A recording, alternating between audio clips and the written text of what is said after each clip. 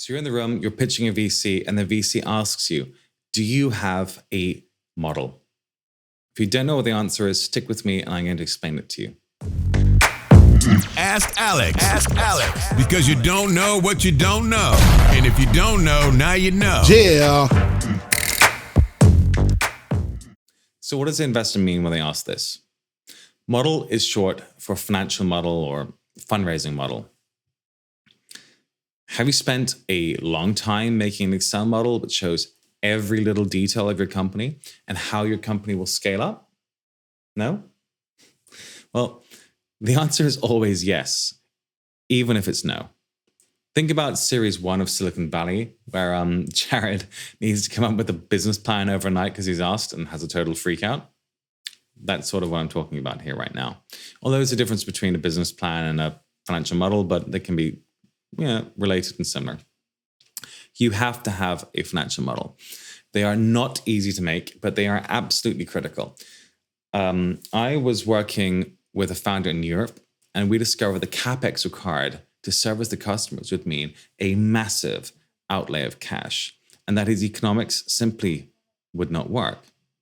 So seeing this, he didn't ignore it. He did a deal with the GM of a major company in his country, and the leasing basis of the model has revolutionized his economics. That's the power of a good model if you do it properly. I did it with him anyway. Now, the most time-intensive part in a financial model is your revenue assumptions. The cost part is comparatively simple, though it's a bit harder in e-commerce, okay?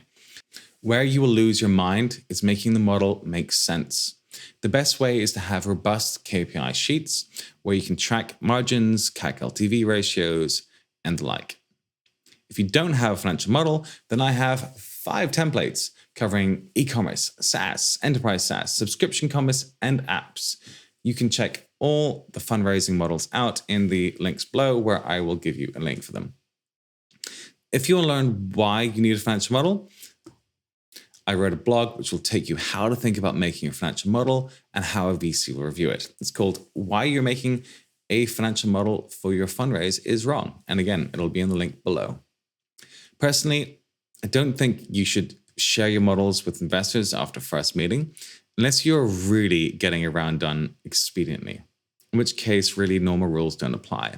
In the first meeting, you're trying to figure out if you want to work together and if everyone buys into the opportunity.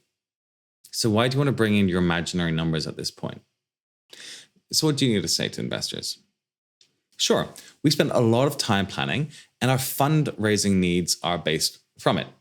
It's our first meeting, okay? So let's be fair. I think our key goal here is ascertain, if you buy into the problem we're solving, if there's a huge market opportunity, and if you want to bet on us to be the winners. I think we can all agree our forecasts aren't useful if we can't all buy into the basics. Assuming we proceed, I'm happy to share a model with you. But right now, I'd be happy to walk you through the high-level milestones that we want to hit, if you like. So, you can get a feel for the size of our business that we plan on building and making sure that that's aligned with what you think we can do too. Does that make sense? Guys, I hope that was useful. As usual, head over to alexanderjarvis.com if you want to learn more, or head out the links that are normally below. Bye.